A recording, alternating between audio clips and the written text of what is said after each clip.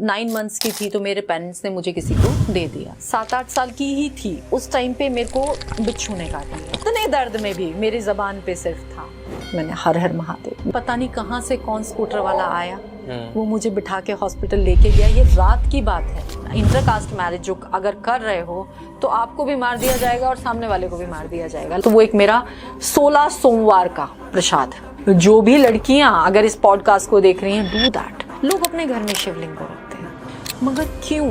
क्या आप उसकी ऊर्जा को कर पाओगे बैलेंस अपने घर में? नहीं कर सकते। तो लोगों का कहना है कि मैंने तो छोटा सा रखा हुआ है, मैंने तो स्फटिक का रखा हुआ है, मैंने तो पारे का रखा हुआ है। कुछ नहीं, ये सब आपके एक अपने आप को खुश करने के तरीके हैं। शिवलिंग तो शिवलिंग ही है। आपको पूजा करनी है, आप फोटो पूजा करो ना।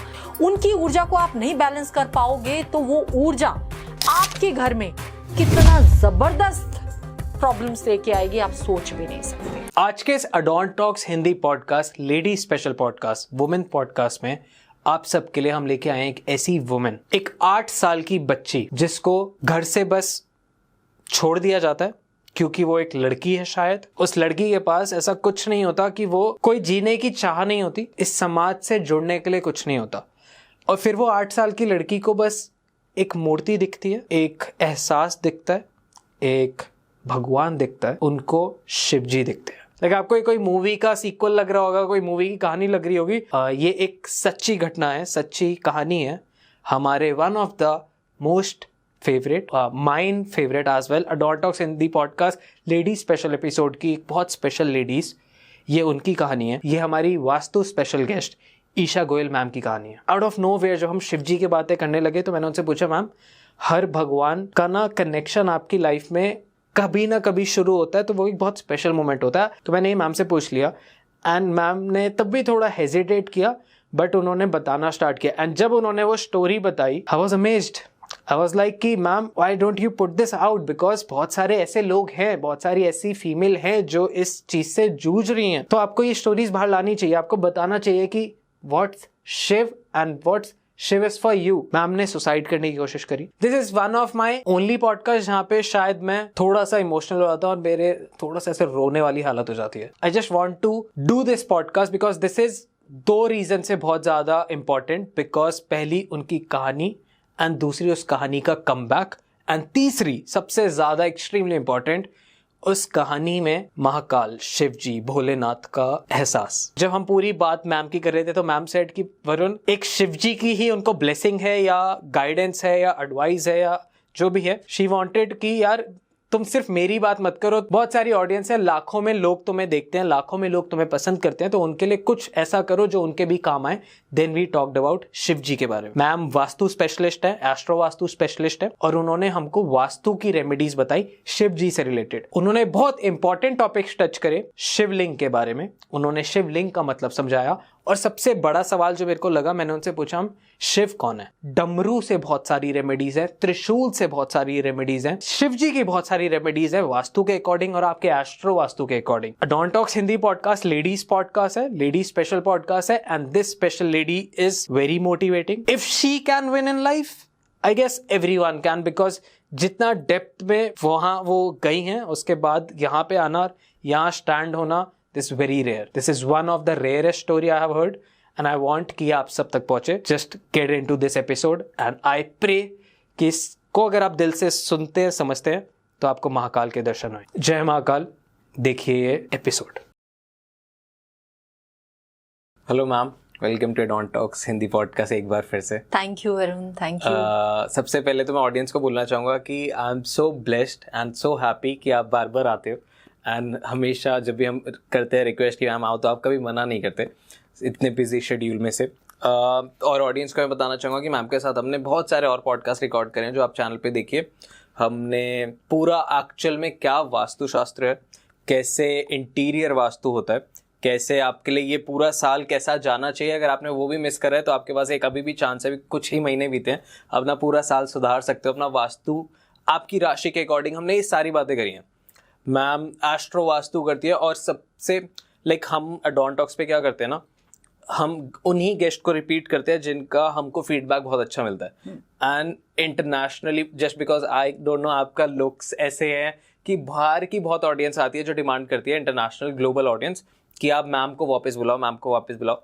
तो आज एक और पॉडकास्ट, एंड आज थोड़ा सा पर्सनल लेके जाना चाहूँगा, क्योंकि हमने मैम से जब भी बात करी है वास्तु की, एस्ट्रोलॉजी की और ऐसी ही बातें करी हैं, but I want to know what's your real side. की वास्तु की भी बात करेंगे, वास्तु टिप्स भी मैं लूंगा, ऑडियंस के लिए उपाय भी आपसे मांगूंगा, बट उससे पहले I want to know what makes you you, like क्या है जिसने आपको इस लेवल पे लेके आया, बिकॉज आपकी एनर्जी इज लाइक कि प्योर है, जिसकी मैं कैसे समझाऊं कि एक जैसे अभी हम रूम में बैठे हैं तो this is very comforting energy, कि मेरे को ऐसा लग रहा है कि I can just talk out, जैसे थेरेपिस्ट नहीं होते, तो एक वो वाली एनर्जीज भी हैं। उसके बाद एक बहुत होमली, बहुत केयरिंग और सारा पॉजिटिव बहुत हो आप, तो एक तो सबसे पहले वो बोलना चाहूंगा, और उसके बाद like what makes you you, what you think? Varun, मेरी जो एनर्जीज हैं मैं आपको इसके लिए ना सबसे पहले आज थोड़ा सा स्पिरिचुअली लेके जाना चाहूंगी। वो एनर्जी कहाँ से आती है मेरे ऊपर, क्या स्रोत है उसका, सोर्स क्या है। तो उसका सोर्स मेरे लिए बचपन से लेके आज तक रहे महादेव, हर हर महादेव। मैं तो उनको मतलब वो एनर्जी रोज मैं उनसे कैच करती हूँ, मतलब मैं कहती हूँ कि मैं आई एम वेरी ग्रीडी, कि मैं उनसे वो एनर्जी रोज मांगती हूँ और वो रोज एनर्जी मुझे मिलती है। तो उनसे वो मैं पूरी की पूरी, आप जो ऑरा की बात करते हो, आप एनर्जी की बात करते हो, पॉजिटिविटी की बात करते हो, वो आपकी तब तक नहीं आ सकती जब तक आप किसी ऐसी सोल से या किसी ऐसी एनर्जी से ना जुड़े हुए हो और आपकी सोल इतनी प्योर ना हो कि वो एनर्जी आपके लिए ब्लेस्ड हो। आप किसी भी एनर्जी से जुड़ना, अगर आपकी सोल प्योर नहीं है ना वरुण, तो आप किसी ऐसी एनर्जी से जुड़ ही नहीं सकते।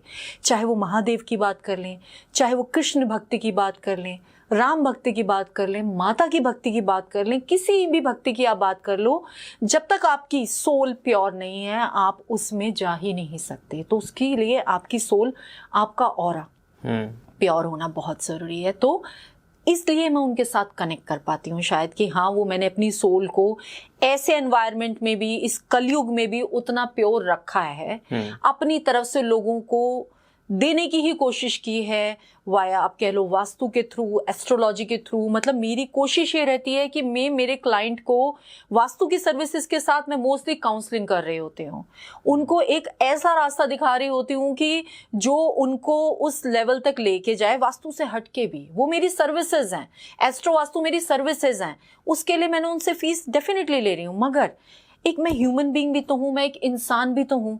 वो चीज़ जो मुझे लगता है कि जहाँ वो लैक कर रहे हैं, उसको अगर मेरी वो सर्विसेज 1 से 1.5 घंटा चली है तो 1 घंटा मैं अगला साथ में उनको काउंसलिंग भी कर रही होती हूँ।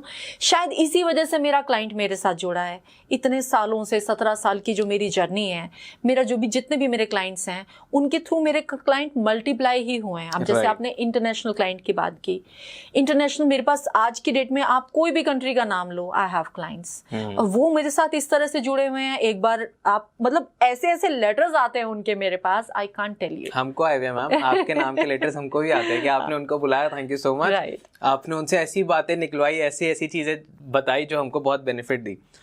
थोड़ा सा मैं बैकग्राउंड बताना चाहूँगा आप लोगों को, कि मैम को मैं बहुत टाइम से कह रहा हूँ कि आप मैम थोड़ा सा ना अपनी पर्सनल लाइफ भी बाहर लेके आओ, क्योंकि आपके पास बहुत कुछ है बताने के लिए। बट मैम थोड़ा सा ऐसे कि क्या ज़रूरत है ऑडियंस को, उतना ही बता देती हूँ जितना मतलब उनको नेसेसरी है। बट आई फेल्ट कि ये जानना आपको बहुत ज़रूरी है कि भगवान से कैसे कनेक्शन बनाया जाता है, कैसे भगवान से आप कनेक्ट होके आपकी लाइफ में बहुत परेशानियाँ होती है। आज मैम ने मेरे को सारी एग्जैक्ट कहानियाँ नहीं बताई, और इस पॉडकास्ट के लिए कन्विंस करना वॉज थोड़ा सा डिफिकल्ट। तो आप समझो कि ये बहुत इंपॉर्टेंट पॉडकास्ट है कि मैम एक्चुअल में ओपन अप हो रही हैं, और इधर तक लाने के लिए मैंने जो करा है ना, वो आपको वर्थ इट इस पॉडकास्ट के एंड तक फील होगा कि ये पॉडकास्ट वर्थ इट था। So ma'am I just tell us कि कैसे महादेव आपको फील होते हैं और कैसे उन्होंने आपकी लाइफ में इम्पैक्ट डाला। मुझे कैसे फील होते हैं ये मैं आपको इसके बाद बताऊंगी। पहले तो लोगों को ये जानना ज़रूरी है कि महादेव हैं क्या। बहुत आधा अधूरा ज्ञान है आज भी।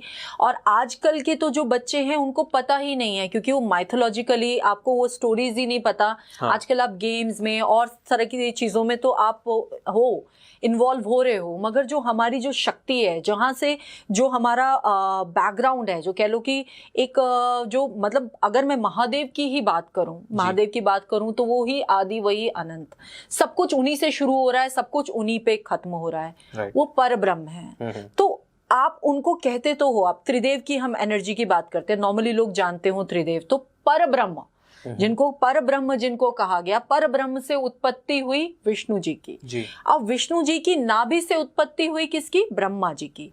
अब ब्रह्मा जी से जो उत्पत्ति हुई वो शिव जी का जो वो एक वो जो कहते हैं कि वो तांडव वाला रूप, जो कि वो एक विनाश वाला रूप है, रौद्र रूप, उसकी उत्पत्ति हुई। तो परब्रह्म कौन है? परब्रह्म स्वयं शिव है, ठीक है। तो वहां से इन सब की उत्पत्ति हुई।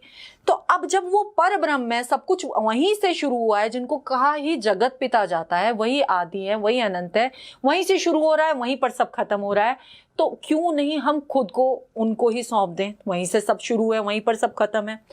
इसके अलावा अब इसमें बहुत सारी चीजें आती हैं। शिव जी एक ऐसे भगवान है जिनका साकार रूप भी पूजा जाता है और जिनका निराकार रूप भी पूजा जाता है। उनकी मूर्ति पूजा, उनकी फोटो पूजा भी होती है और उनकी लिंग पूजा भी होती है। अब शिवलिंग की पूजा हम लोग करते हैं। इसके अलावा किसी और देवता के पास ऐसा कोई निराकार रूप नहीं है, सिर्फ शिव जी की जो लिंग पूजा होती है। थोड़ी सा ऑडियंस को आप निराकार और मैं बिल्कुल बताती हूँ। साकार क्या हो गया? साकार रूप मतलब हम जब अपने मंदिर में या आप किसी भी मंदिर में जाते हो, एक फोटो सामने लगी होती है, वो आपका साकार रूप है, आप भगवान को देख पा रहे हो। चाहे वो लक्ष्मी जी हो, चाहे वो दुर्गा माँ हो, चाहे वो राम जी हो, कृष्ण जी हो, एक साकार रूप, एक मूर्ति है या फोटो है आपके सामने। ऐसे ही शिव जी की भी एक फोटो होती है जिसको हम कहते हैं साकार रूप। अब निराकार रूप क्या है? शिवलिंग। अब शिवलिंग क्या है, इसको जानने के लिए एक स्टोरी है, तो वो मैं आपको बताऊंगी। तो शिवलिंग जो होता है, शिवलिंग में स्वयं शिव समाहित है। शिवलिंग की पूजा शिव की आपकी जो मूर्ति और फोटो पूजा से ज्यादा मानी गई, वो ज्यादा मान्य है, वो ज्यादा उससे आपको बेनिफिट्स मिलते हैं। अब वो है क्या? अब इसमें एक स्टोरी है कि एक पुराने टाइम पे एक बार अपना ये विष्णु जी और ब्रह्मा जी के बीच में अपने अपने कार्य क्षेत्र को लेके विवाद हो गया कि मेरा कार्य क्षेत्र ज्यादा है, वो कहे मैं बड़ा और तुम बड़े। तो उसके बीच में एक आप ये कह लो कि एक ज्योतिर्स्तंभ स्थापित हुआ। ज्योतिर्स्तंभ स्थापित का क्या मतलब? एक ऐसा स्तंभ जिसकी ऊर्जा आप कितने सूर्य लगा लो उससे भी ज्यादा उसकी ऊर्जा है। मतलब सूर्य की ऊर्जा हम नहीं ग्रहण कर सकते। अब आप ये सोच लो कि उससे 100 गुनी ऊर्जा उस ज्योतिर्स्तंभ की है। तो वो ज्योतिर्स्तंभ बीच में स्थापित हुआ, प्रकट हुआ। तो उसमें ये कि अब इसका आदि और अनंत आपको नापना है। तो एक ब्रह्मा जी को कहा गया कि आप इसका आदि और आप इसका शुरुआत कहाँ से हुई आप नाप के आए तो आप बढ़े, और अगर विष्णु जी को कहा गया कि आपने इसका अगर अंत नाप लिया तो आप बढ़े। तो दोनों में से जो नाप के आएगा पहले वो जीत जाएगा। ठीक है, बहुत सिंपल शब्दों में बता रही हूँ मैं लोगों को कि समझ पाए, लोग कनेक्ट कर पाए। तो शुरू हुई जर्नी, ब्रह्मा जी ऊपर गए, विष्णु जी नीचे गए। वो ज्योतिर्स्तंभ ये चलता रहा बहुत टाइम तक, मगर वो ना तो उसका शुरुआत मिली उन्हें ना अंत मिला। वो ज्योतिर्स्तंभ ऐसे ही चलता रहा। उसके बाद वो हार के आके उन दोनों ने प्रणाम किया उस ज्योतिर्स्तंभ को। तब शिव जी प्रकट हुए सामने ज्योतिर्स्तंभ में। तब उन्होंने उस चीज को कि अब हम ये मान गए कि ये चीज आपकी जो ऊर्जा है इसका कोई आदि ना अनंत कुछ है ही नहीं, सब कुछ आपसे ही शुरू है, आप ही पे खत्म है। तो कार्य क्षेत्र की तो क्या बात करें, तो वो आप उस जो वो ज्योतिर्स्तंभ है उसको छोटा करके उन्होंने एक लिंग का स्थान दिया और खुद उसके ऊपर साकार और निराकार दोनों रूप उस टाइम पे दिखाई दिए। तो साकार रूप भी दिखा शिव जी का, निराकार रूप भी दिखा। अब वो जो निराकार रूप में वो उनका साकार रूप बस गया। तो उस समय से शिवलिंग स्थापित हुए। आज भी लोगों की बहुत गलत धारणा है शिवलिंग को लेके, किसी को पता ही नहीं शिवलिंग है क्या। तो शिवलिंग एक वो ज्योतिर्स्तंभ है जो कि उन्होंने शिव जी ने ही उसको एक छोटा रूप देके उसमें उस दिन से फिर ब्रह्मा जी और विष्णु जी ने सबसे पहले उसकी स्तुति की और उसके बाद से उसकी पूजा होती जा रही है।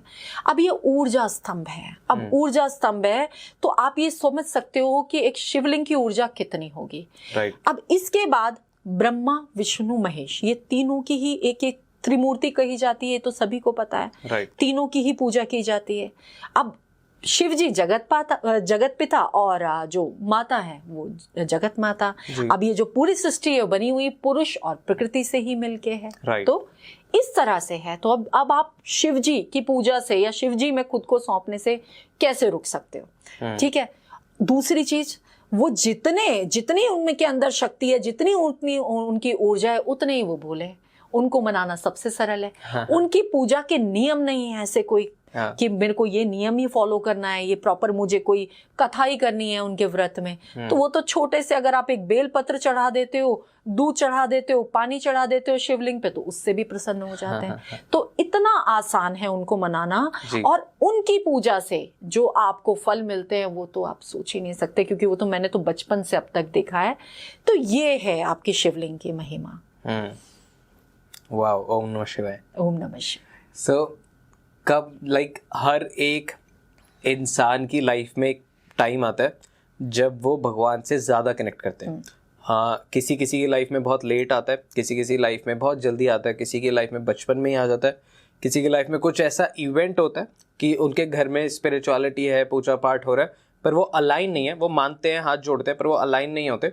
पर कुछ लाइफ में कुछ एकदम ट्रॉमेटाइज होता है एंड देन दे स्टार्ट, या तो वो बिल्कुल नास्तिक हो जाते हैं या बिल्कुल आस्तिक हो जाते हैं। सो आपकी लाइफ में वो मोमेंट कब आया था और क्या था वो मोमेंट? मेरी लाइफ के लिए फिर मेरे को आपको बिल्कुल मैं अपने बचपन से स्टार्ट करूंगी। मेरी लाइफ एक ऐसी लाइफ है कि रोलर कोस्टर राइड है। मतलब एक पूरी किताब लिख सकते हो आप उस पे। आज तो पॉडकास्ट करते हैं।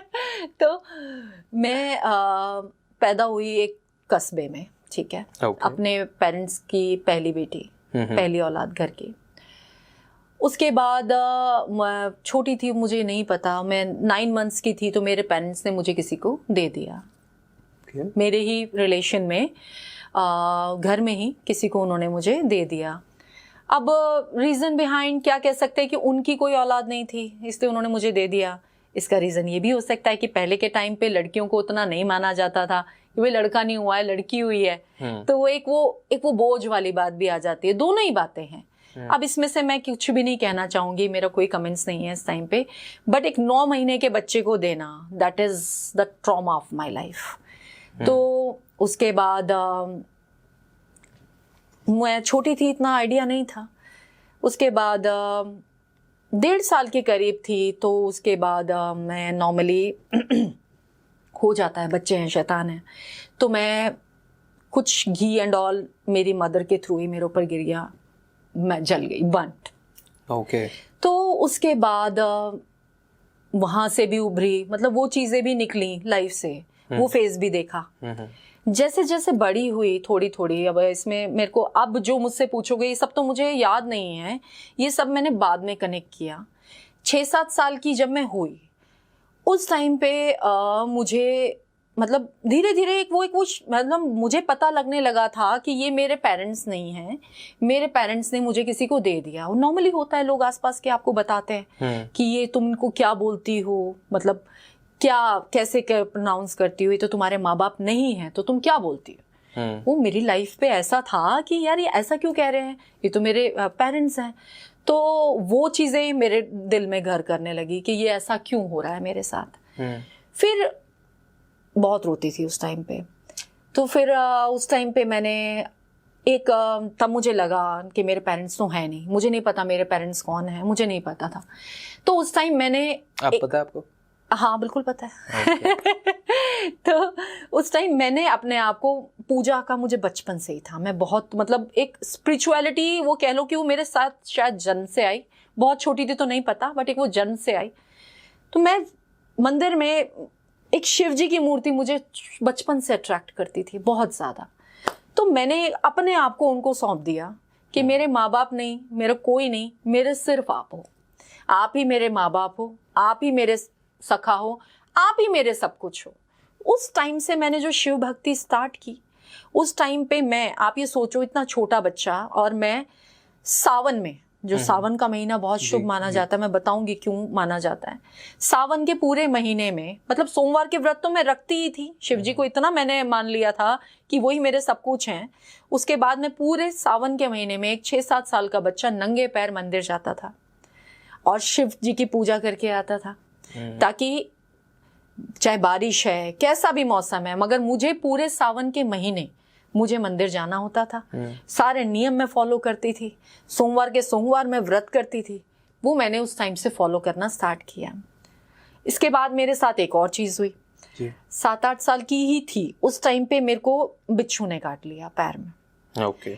और कहाँ रहते थे आप? हरिद्वार में। अच्छा। उस टाइम मैं हरिद्वार में थी। ओके। तो मुझे बिच्छू ने काट लिया जी। अब वो बिच्छू ने काट लिया, उसके बाद क्या हुआ कि मेरे पेरेंट्स ने, जिस माय सो कॉल्ड पेरेंट्स, जिन्होंने वो मेरा, जिस पैर में मुझे काट लिया बिच्छू ने, उन्होंने मेरा दूसरा पैर बांध दिया। उन्होंने इतना भी देखना जरूरी नहीं समझा, पूछा नहीं कि कहाँ दर्द हो रहा है, कहाँ लगी है, उन्होंने दूसरा पैर बांध दिया और वो पैर में जहर चढ़ता रहा। तो आपने बताया नहीं?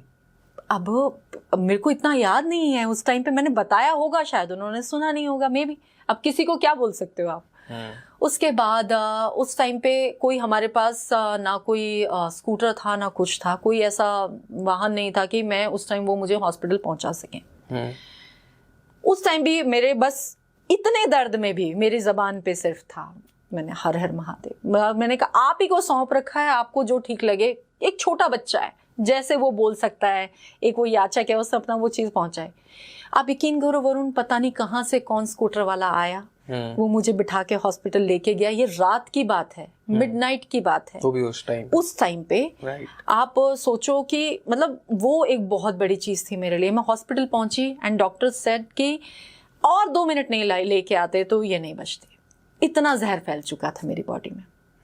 तो वो एक मेरी लाइफ का एक, वो मैं भूल नहीं सकती। ऐसे स्टेज बाय स्टेज बहुत सारी चीजें, छोटे छोटे इंसिडेंट्स तो बहुत सारे हैं। तो वो मैंने उस टाइम पे देखा। इसके बाद मतलब ये शिव भक्ति मेरे लिए ऐसे है कि मतलब मैंने उनको पिता ही मान लिया ना, तो वो तो मेरे पिता है। अब वो जो मेरे लिए करेंगे वो सब ठीक है। आज भी मैं यही कहती हूँ, आज भी मैं हर दिन जब घर से बाहर निकलती हूँ तो आप जो करोगे वो मेरे लिए ठीक होगा। अब वो जो ट्रॉमा था कि मैं अपने पेरेंट्स के पास नहीं हूँ, वो बढ़ता चला गया। वो धीरे धीरे धीरे धीरे मुझे पता भी लगा मेरे पेरेंट्स तो मेरे घर में ही हैं, ठीक है। उन्होंने मुझे दे दिया, क्यों दे दिया, वो क्यों का जवाब मेरे पास आज भी नहीं है। पूछा नहीं? पूछा, बट कुछ जस्टिफाइड नहीं लगा। पूछा, बिल्कुल पूछा। और जिनके साथ आप रह रहे थे वहां पे, उनका मेरे साथ एटीट्यूड बहुत खराब था। मतलब पता नहीं, आई डोंट नो। वो ले आए एक बचपन में, शायद एक कहते हैं कि एक खिलौना चाहिए था उनको खेलने के लिए। वो जैसे जैसे बड़ा हुआ उनको जिम्मेदारियों का एहसास लगने लगा कि अब तो ये स्कूल भी जाएंगे, आगे शादी भी करनी पड़ेगी, वो जिम्मेदारियां बढ़ती जाएंगी। तो उन्होंने अपने आप को उस चीज से शायद थोड़ा सा खींचना शुरू कर दिया। तो वो चीज इतनी खराब थी, आई कैन टेल यू कि मतलब मैं एट द एज ऑफ, जो एज आपकी सबसे ज्यादा मतलब मस्ती करने वाली होती है, 15-16 साल की उम्र में, लिटरली क्या क्या नहीं देखा मैंने। मतलब सब चीजें देखी, घर में सब चीजें करना भी, एवरीथिंग आई वाज डूइंग। उसके बाद मेरे पेरेंट्स को भी पता है कि मतलब वो उनके अंदर पता नहीं कोई राक्षस आ जाता था, लाइक दैट। वो मतलब इस तरह से मारना एंड ऑल, मतलब उसके बाद तो और ज्यादा है। आप जब मैंने लग रहा है गूज़बम्प्स मुझे खुद आ रहे हैं। ये मेरी लाइफ का ट्रॉमा है जो मैं आज शेयर कर रही हूँ इस प्लेटफॉर्म पे, जो मैंने बहुत कभी शायद नहीं शेयर किया किसी के साथ भी। शायद मेरे पेरेंट्स को भी इतना नहीं पता होगा जितना आज, मतलब जो मेरे रियल पेरेंट्स हैं, जो आज वो सुनेंगे। फिर उसके बाद और बड़ी हुई तो फिर 12th के एग्ज़ाम दिए एंड ऑल। फिर अब वो चीज़ें और बढ़ती चली गई मेरी लाइफ पे। मतलब मैंने 12th के बाद से, क्योंकि वो मेरे पास इतना प्रेशर होता था उनकी तरफ से कि हम तुम्हारी फीस दे रहे हैं, हम तुमको पाल रहे हैं, हम तुम्हारे लिए ये कर रहे हैं, जताया जाता था। उसके बावजूद भी आपको वापसी में अगर आपने एक काम नहीं किया तो आपको मार मिलती थी। तो वो सब किया।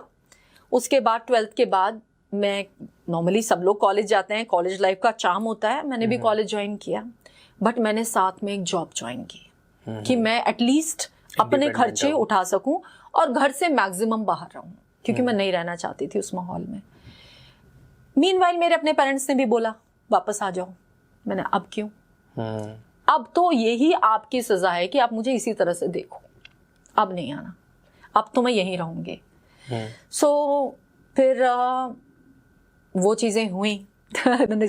मैंने इसीलिए अपने बच्चों में भी आदत डाली है कि 12th के बाद आप इंडिपेंडेंट हो जाओ, एटलीस्ट आपकी पॉकेट मनी, मतलब मैं अपने खर्चे तो चलाती ही थी, मैंने घर में भी पैसे देने शुरू किए कि भाई मेरी तरफ से मैं आपके लिए बर्डन ना रहूं, वो मैंने वो घर में भी देना शुरू किया। बट उसके बावजूद भी चीजें चेंज नहीं हुई। वो चीजें उन्हीं के मूड पे चलती थी जी। उनका मूड है तो चीजें अच्छी हैं, उनका मूड नहीं है तो चीजें बहुत खराब हैं। उनका मूड है तो वो हंसेंगे भी, बोलेंगे भी। उनका मूड नहीं है तो रात को बाहर 12 बजे आपको घर के बाहर निकाल के खड़ा कर देंगे कि जाओ यहाँ से। तो उनका मूड है तो सब चीजें चलेंगी, उनका मूड नहीं है तो 3-3 दिन खाना भी नहीं मिलेगा। ये भी देखा है मैंने अपनी लाइफ में। लिटरली मेरे हाथ से बर्तन छीन लिए जाते थे कि नहीं ये नहीं मिलेगा। तो आपके उस टाइम पे कोई सिबलिंग्स वगैरह कुछ नहीं थे? नहीं, उनके तो अपनी कोई बच्चे थे नहीं, मेरे सिबलिंग्स थे। हाँ। बट जब मैं अपने पेरेंट्स के साथ रही ही नहीं तो मेरे सिबलिंग्स का भी मेरी तरफ कोई लगाव नहीं था, मेरा भी कोई लगाव नहीं था। जब मैं वहां रही ही नहीं हाँ, तो कैसा लगाव? और वो उस भी टाइम पे हुआ। दोस्त वगैरह? नहीं, अब आप सोचो ना कैसे माहौल में मैं जी रही हूँ, तो दोस्त कहाँ से होंगे? मतलब कॉलेज में जाती नहीं थी, सुबह मॉर्निंग में मैं अपना ऑफिस जाती थी, उसमें भी मेरा अपना सारा जो भी अपना घर की सारी रिस्पॉन्सिबिलिटीज एंड ऑल। इतने में भी वो था कि मेरा अपना वो जो मेरा सावन का था एंड ऑल वो मैं अपना पूरा करती रही। मैंने 16 सोमवार भी किए। 16 सोमवार की बहुत महिमा है, मैं बिल्कुल सबको बोलूंगी कि बिल्कुल करने चाहिए। 16 सोमवार की वाकई बहुत महिमा है। वो शिव जी को प्रसन्न करना इतना आसान है कि कुछ भी नहीं, इससे आसान कुछ भी नहीं है। शिव भक्ति में लीन हो जाओ, उससे आसान कुछ भी नहीं है। 16 सोमवार के व्रत होते हैं। बट वो बोले जाते हैं कि वो अच्छे हस्बैंड के लिए होते हैं, इज इट? अच्छे हस्बैंड के लिए, हाँ मैं आऊंगी उस चीज पे। ओके। तो वो चीज अब 16 सोमवार के व्रत भी मैंने उस टाइम पे कर रही थी, वो शिव जी की पूजा भी कर रही थी, सब कुछ था, साथ साथ चल रहा था। वो चीज़ें मेरी लाइफ में इतनी ज़्यादा ख़राब हुई कि पता नहीं मेरे को ये चीज़ शेयर करनी चाहिए कि नहीं करनी चाहिए। वो चीज़ें मेरी लाइफ में इतनी ज़्यादा ख़राब हुई कि one day I committed suicide. Committed? Yes, I committed suicide कि नहीं, मैं नहीं रह सकती। हाँ। ये चीज़ें इतनी वर्स्ट हैं, ये लाइफ इतनी ख़राब है। I did that. बट उस टाइम भी मतलब मैं जब उस फेज में थी हॉस्पिटल में, I can remember that thing कि उस टाइम पे भी वो चीज़ मेरे माइंड में एक कहीं ना कहीं चल रही थी।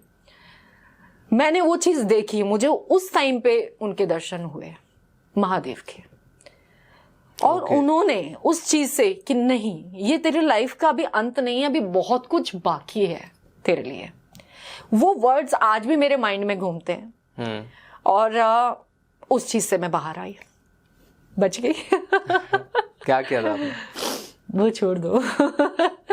तो वो चीज से भी मैं बाहर आई, मगर वो वर्ड्स आज भी मेरे कान में कि नहीं तेरी लाइफ में अभी बहुत कुछ है, यहाँ हारने की जरूरत नहीं है, अभी आगे बढ़, अभी बहुत कुछ तेरी लाइफ में देखना बाकी है।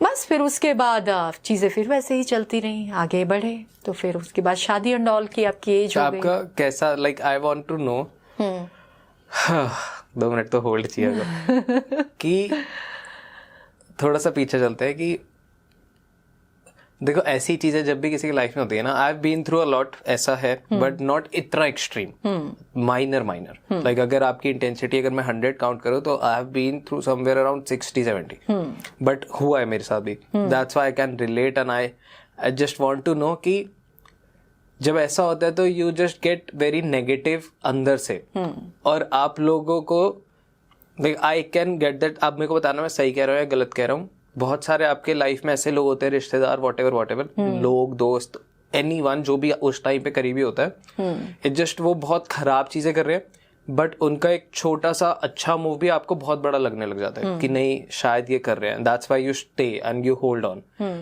तो वो मोमेंट भी आते थे लाइफ में कि कहीं आपको कुछ स्पेशल फील हो जाता हो, जैसे कि कुछ भी हो रहा है, रैंडम कोई बर्थडे बना दिया, कुछ भी ऐसा हो गया?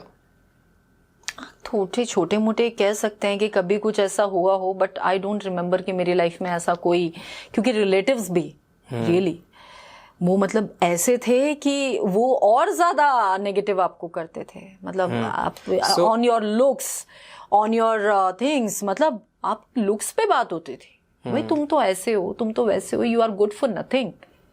मतलब आगे जाके जो वो शादी के रिश्ते भी मेरे लिए आने लगे, तो वो कोई मतलब जो मेरे रिलेटिव्स ढूंढ के लेके आ रहे हैं, तो कोई लंगड़ा है, तो कोई कैसा है कि you meant for this only, you are like this, तुम इसी के लिए बने हो। वो चीजें भी हुई हैं मेरे तो साथ। ये सारी नेगेटिव चीज के like I want to know your perspective कि कैसे आपने ये चेंज किया। लाइक ऐसे पूरी स्थिति में मोस्टली देखा जाता है कि इंसान इतना नेगेटिव हो जाता है कि वो सबके साथ ही नेगेटिव हो जाता है, रूड हो जाता है, एरोगेंट हो जाता है, या फिर वो चुप हो जाता है, बस वो कुछ नहीं करता, वो शांत हो जाता है, अपने में ही समा जाता है। एंड आपने तो काम ही ऐसा पकड़ लिया कि आप दुनिया की हेल्प कर रहे हो। हाँ, ये तो मेरी लाइफ का तो 360 डिग्री चेंज आया है इज ना। इट लाइक कि आप लोगों की हेल्प करके you are healing yourself? Right. क्योंकि मैं इस चीज से रिलेट करता हूँ कि कहीं एक्सट्रीम में मैं भी ऐसा हो गया था जहां पे आई वाज वेरी हेल्पलेस और कोई नहीं दिखा मेरे को। हालांकि मेरे पेरेंटिंग और बहुत अच्छी हुई है उस सब में, बट स्टिल कुछ मोमेंट्स होते हैं, आई एम नॉट से कि मेरी इंटायर लाइफ ऐसी थी, बट कुछ ऐसे मोमेंट्स थे जहां पे ऐसे झंझोड़ जाता है इंसान। एंड अभी जितना भी I want to give back ना, it's not for the audience, it's not for the public, it's कि मैं दे रहा हूँ बहुत प्योर इंटेंशन से दे रहा हूँ, बट आई फील कि मैं वो छोटे वाले वरुण के लिए ज्यादा कर रहा हूँ रादर देन बाकी पूरी संसार के लिए।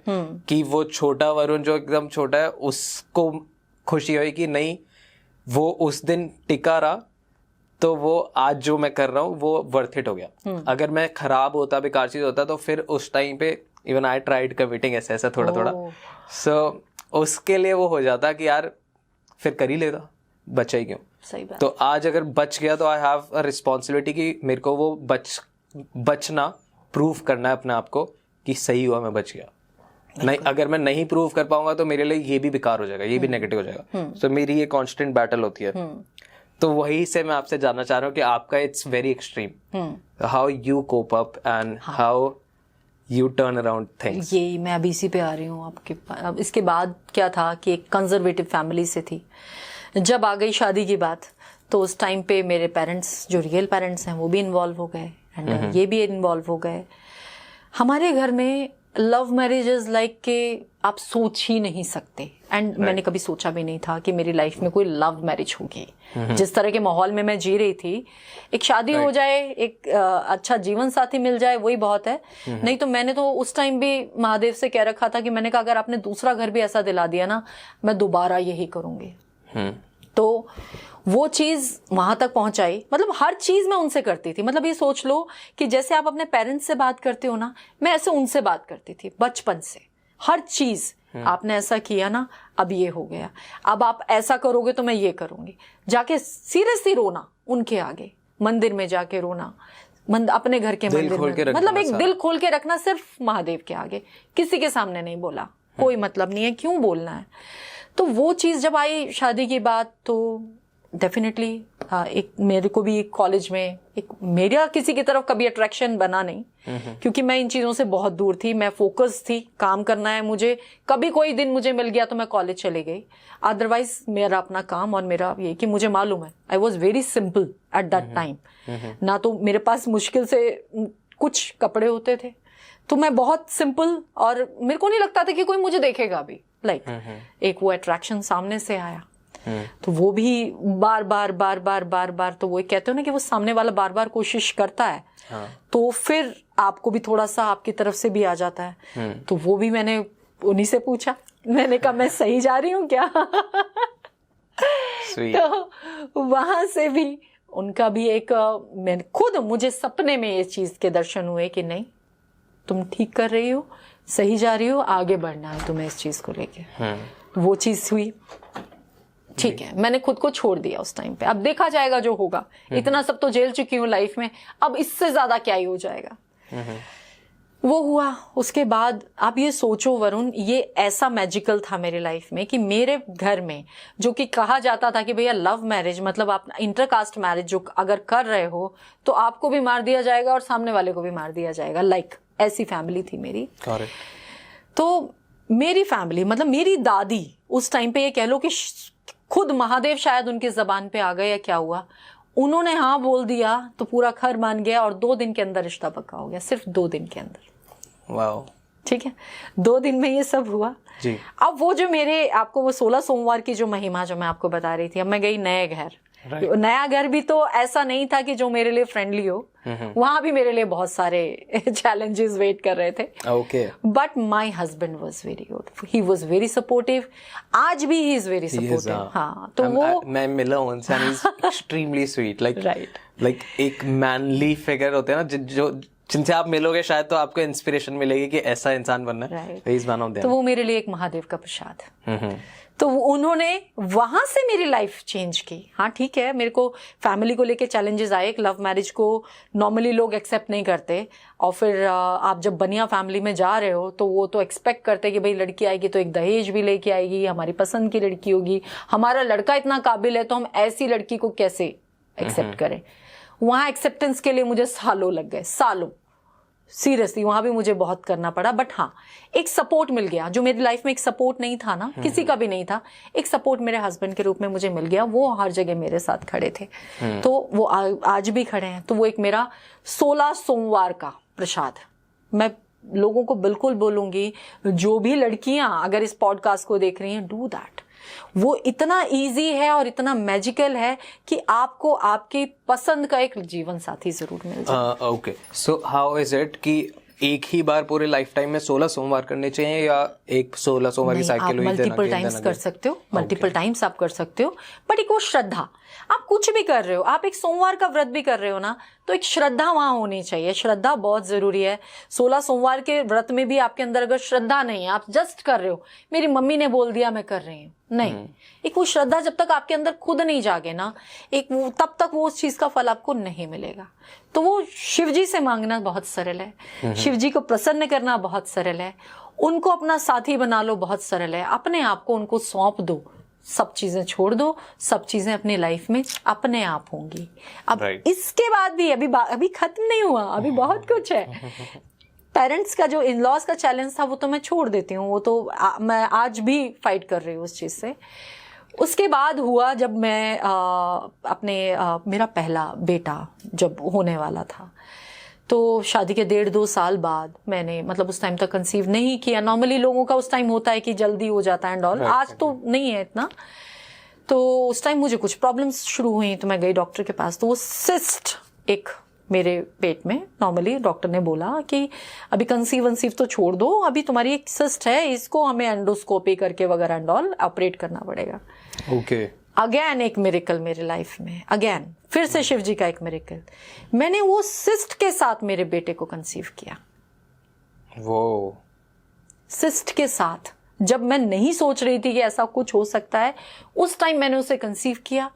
उसके बाद मैं जब डॉक्टर के पास गई एंड डॉक्टर वाज लाइक ये क्या हो गया, सिस्ट डिसॉल्व हो गई और वो कंसीव हो गया। इसके बाद वो मेरी हर सोनोग्राफी पे वो जो डॉक्टर थी वो प्रेजेंट रहती थी, ये देखने के लिए कि ये हो क्या रहा है, एवरीथिंग इज परफेक्ट, सब कुछ बहुत बढ़िया था। एक चीज मैंने उस टाइम की और उसका इफेक्ट मैं आज भी अपनी लाइफ में देख रही हूँ, और ये भी मैं चाहती हूँ कि सब लोग करें। हम लोग सब चाहते हैं हमारे बच्चे में एक बहुत अच्छे संस्कार आए, एक आदर्श बने। मतलब ऐसा नहीं कि हमें उसे देख के लगे कि यार हमने अपने बच्चे को कुछ नहीं सिखाया। मैं उस टाइम जब आई वॉज प्रेग्नेंट, मैं रोज बिना नागाओ पूरे 9 महीने शिव जी के मंदिर जाती थी, आरती सुनती थी और आती थी। 9 महीने, मतलब कुछ नहीं मैंने कभी वो उसमें, आप अभी तक तो सावन के महीने में जा रहे हो, पूरे 9 महीने मैंने वो चीज फॉलो की। और जब मेरा बेटा हुआ है, यू वुडंट बिलीव कि उसके माथे पे वो एक निशान जो शिव जी का त्रिशूल का था वो उसके माथे पे था। और आज भी उसके व्यवहार में मुझे भोलेनाथ दिखाई देते हैं। वो इतना भोला है, इतना अच्छा है, इतना संस्कारी है कि मैं उसकी जितनी तारीफ करूं उतना कम है। ऐसे बच्चे पाने के लिए दुनिया तरसती है, वो भी मेरे लिए शिव जी का प्रसाद है।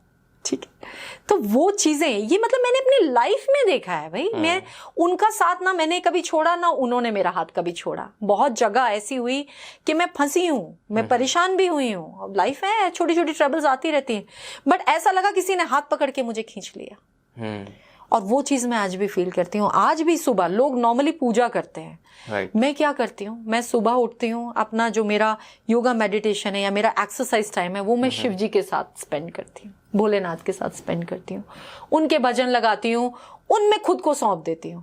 पूजा के लिए अलग कोई जरूरी नहीं है कि आप 1 घंटा बैठ के शिव जी की पूजा कर रहे हो या किसी भी भगवान की पूजा कर रहे हो। आपके अंदर के भाव आप किसी भी तरह से निकाल सकते हो। तो वो जो मेरा टाइम होता है, उस time I can feel him, इतना ज्यादा वो मेरे अंदर हैं या मैं उनके अंदर हूं कि मैं फील कर सकती हूँ। और इसी के थ्रू मेरी इंट्यूशन पावर इंप्रूव हुई है। मैं इंट्यूशंस मुझे होती हैं कि नॉर्मली मेरे को कोई भी चीज बोलने से पहले 4 बार सोचना पड़ता है, अगर मैं वो चीज बोल दी तो वो हो जाती है। मेरे बच्चे मुझे रोकते हैं, मेरे हस्बैंड मुझे रोकते हैं, मत बोलना, तुम बोलोगी वो हो जाएगा। तो वो चीज है। मैं आज भी अगर किसी वास्तु विजिट्स पे जाती हूँ, किसी का एस्ट्रोलॉजिकल चार्ट मैंने खोल रखा है, तो कोई ना कोई एक पावर आके मुझे वो चीज बताती है। आपने मेरा ऑफिस देखा है, मैंने मेरे ऑफिस में मेरे महादेव मेरे से ऊपर हैं, वो बैठे हैं, कैलाश पर्वत है, सब कुछ। तो मतलब वो पूरा जहां मेरे लिए शिव है वहीं मेरा घर है, वहीं मेरा ऑफिस है, और कुछ नहीं, इनके अलावा कुछ नहीं। इन्हीं के लिए ही ये कह लो कि जी रही हूँ और इन्हीं को सौंप दिया है खुद को, या ये कह लो कि उनमें ही समर्पित कर दिया खुद को।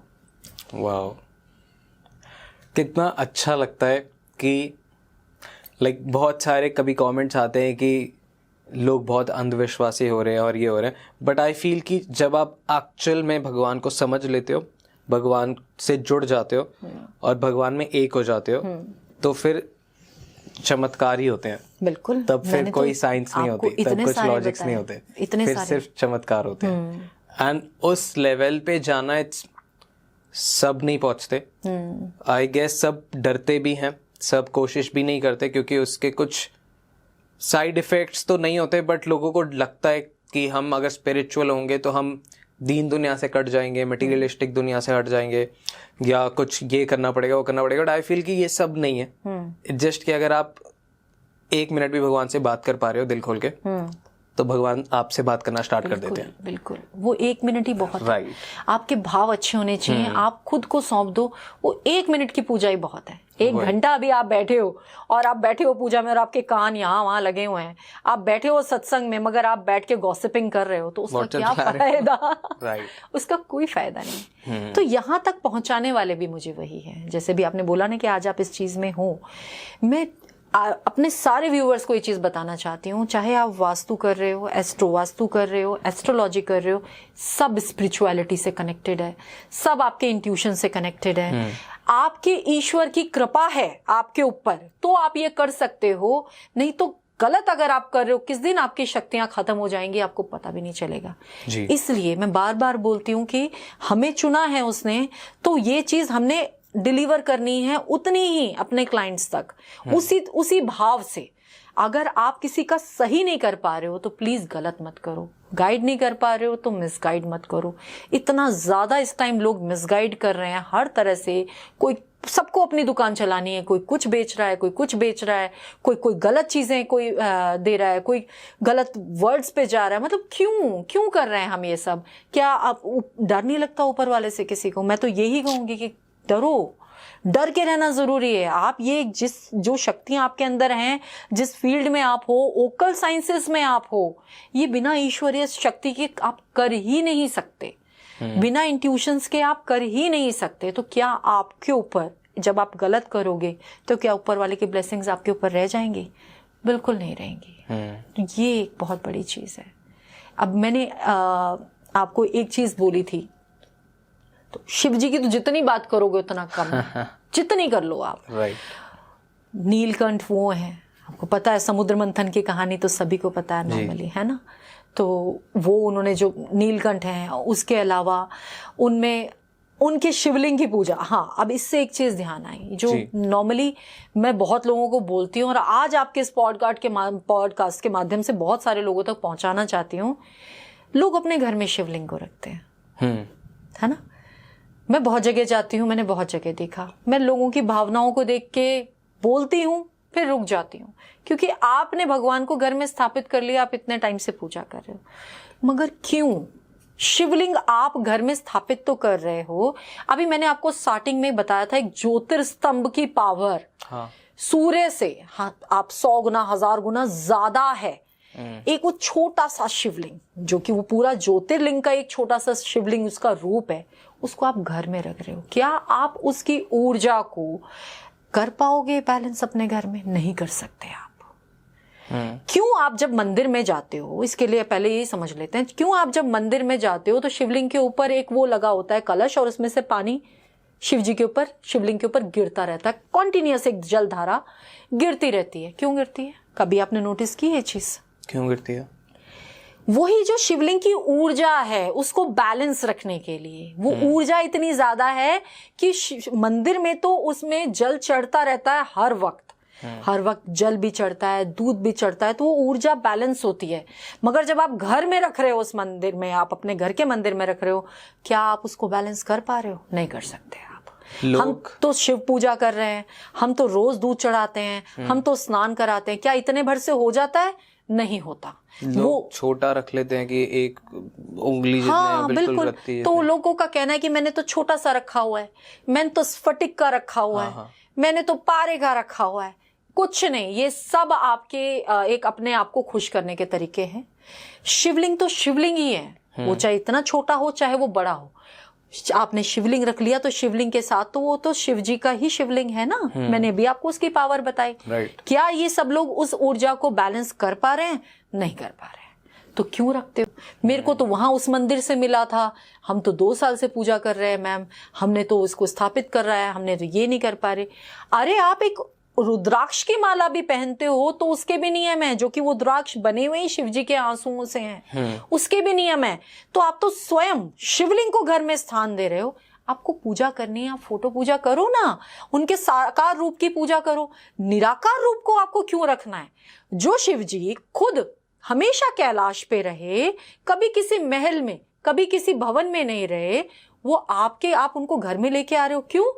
आपको कुएं के पास नहीं जाना, आपको कुएं को अपने पास लेके आना है। आपको शिवलिंग सेवा करनी है ना, आप जाइए मंदिर जाके रोज जल चढ़ा के आइए। वो समझ में आता है कि हाँ, हम रोज जाते हैं, सेवा करते हैं। मगर आप चाहते क्या हो कि मुझे मंदिर तक ना जाना पड़े, तो मैंने तो शिवलिंग घर में ही रख लिया, मैं तो घर में ही शिव सेवा करूंगा। क्या ये कर सकते हो आप? उनकी ऊर्जा को आप नहीं बैलेंस कर पाओगे तो वो ऊर्जा आपके घर में कितना जबरदस्त प्रॉब्लम्स लेके आएगी, आप सोच भी नहीं सकते। कैसी प्रॉब्लम्स आती हैं? अगर आपके घर में बीमारियां हो सकती हैं, आपके घर में इम्बैलेंस हो सकता है हर चीज का, आपको समझ में भी नहीं आएगा मेरे घर में क्या हो रहा है। भाई मैं तो शिवलिंग की पूजा कर रहा हूं, मैं तो शिव जी की पूजा कर रहा हूं, मैंने तो उनको स्थान दे रखा है। दूसरा, किसी अंधेरे में आप रखते हो, बंद करके रखते हो, तो वो बिल्कुल अलाउड नहीं है घर में शिवलिंग को। तो आप शिवलिंग, कईयों का क्या है कि जी हमने घर में नहीं रखना, हमने तो बाहर तुलसी जी में लाके रख दिए हैं, कम से कम जल तो चढ़ता रहेगा। आप उठो, नहाओ धो, घर में पूजा करो, मंदिर तक जाओ। अगर आपके अंदर इतनी श्रद्धा है कि मुझे शिवलिंग की सेवा करनी है, मुझे महादेव की सेवा करनी है, तो उठिए ना, मंदिर जाइए, जाके जल चढ़ा के आइए। आप अपने ऑफिस जाने से पहले, अपने काम करने से पहले आप सेवा करो ना। उनको क्यों घर में बुला के लेके आना है आपको? उनको आपकी जरूरत नहीं है, आपको उनकी जरूरत है। हम जब पूजा करते हैं वरुण, तो हम अपने लिए कर रहे हैं। हम जब आज हम बैठे हैं, आप मेरे सामने बैठे हो, तो एक वो मंदिर वाले, वो भगवान वाले भाव नहीं आएंगे। एक पत्थर मेरे सामने रखा है तो भगवान वाले भाव नहीं आएंगे। एक मूर्ति सामने रख दीजिए, एक फोटो सामने लगा दीजिए, अभी भाव आ जाएंगे। तो वो हम अपना ध्यान केंद्रित करने के लिए, हम याचक हैं, हम मांग रहे हैं, तो हमें कुछ नियम भी तो फॉलो करने पड़ेंगे। वो नियम क्यों छोड़ते जा रहे हैं हम जब घर में कह रहे हैं कि घर में सिर्फ आपको फोटो पूजा करनी है, मूर्ति पूजा अलाउड नहीं है। आपको अगर मूर्ति रखनी है तो आपके पाम से बड़ी मूर्ति नहीं होनी चाहिए, तो मतलब नहीं होनी चाहिए। उसकी प्राण प्रतिष्ठा आपको करनी पड़ती है, उसकी प्राण प्रतिष्ठा आप कर नहीं पाते। आपने प्राण प्रतिष्ठा करके अपने घर के एक कोने में कि भाई मैंने एक बालकनी में बना लिया, बाहर बना लिया, और मैंने तो प्राण प्रतिष्ठा करके रखा है। क्या आप उनकी वो पूरी सेवा कर पा रहे हो जो अलाउड है, जो करनी चाहिए, जो जरूरत है? नहीं कर पाते। तो क्यों करना है? आपको अगर इतनी पूजा करनी है तो आप रोज मंदिर जाने की आदत डालो ना।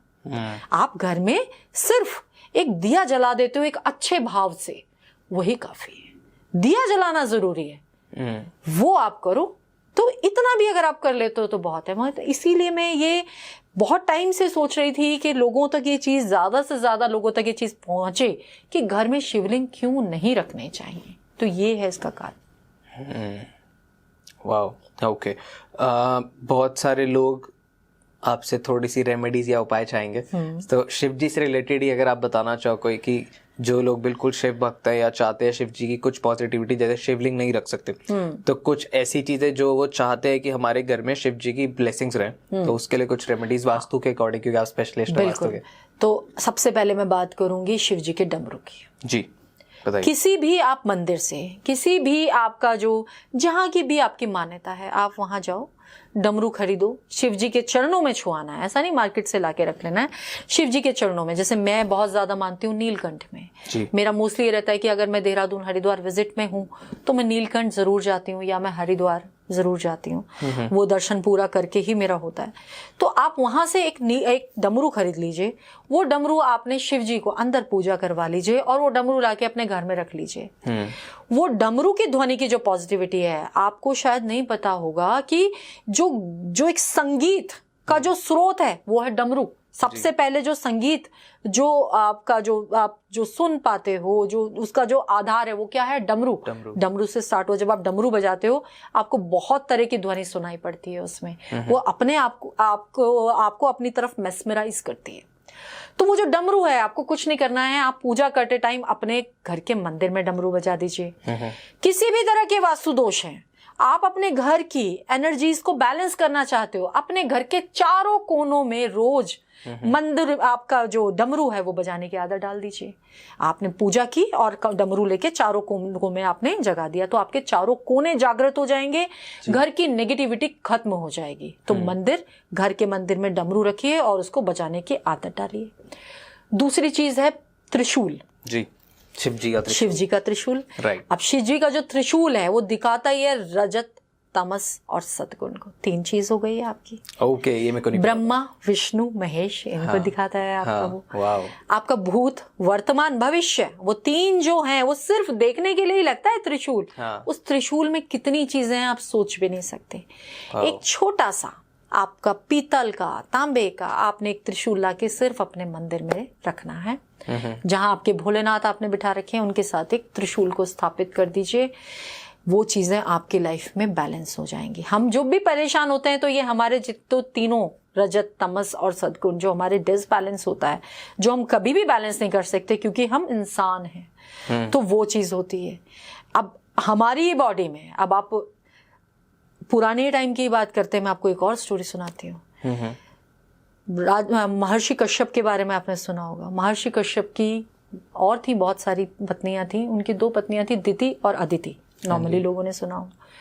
दिति के पुत्र थे असुर और अदिति के पुत्र थे देवता। ओके। दोनों की आपस में कभी नहीं बनी। ठीक है। जितने भी युद्ध हुए देवताओं और असुरों के बीच में हुए।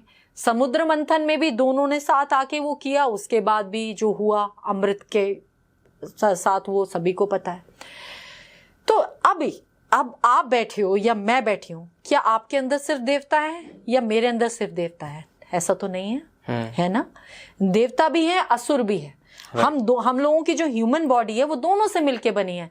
तो इस पृथ्वी के लिए, ब्रह्मांड के लिए दोनों आवश्यक हैं। आपके देवता भी और असुर भी, मगर बैलेंस फॉर्म में। राइट। अब अगर मैं सिर्फ देवता मेरे अंदर आएंगे तो मैं सबका अच्छा ही अच्छा करती रहूंगी, सब मेरा बुरा करके चले जाएंगे, मैं हाथ जोड़ के बैठी रहूंगी। तो वो एक असुर प्रवृत्ति भी, एक वो थोड़ा सा आपके अंदर वो भी होना जरूरी है। तो वो बैलेंस्ड करना, तो वो देवता और असुर हो गए। मतलब इस पृथ्वी में, या आप भगवान के बारे में मुझसे जितना पूछोगे, हर एक चीज का कोई ना कोई मतलब है।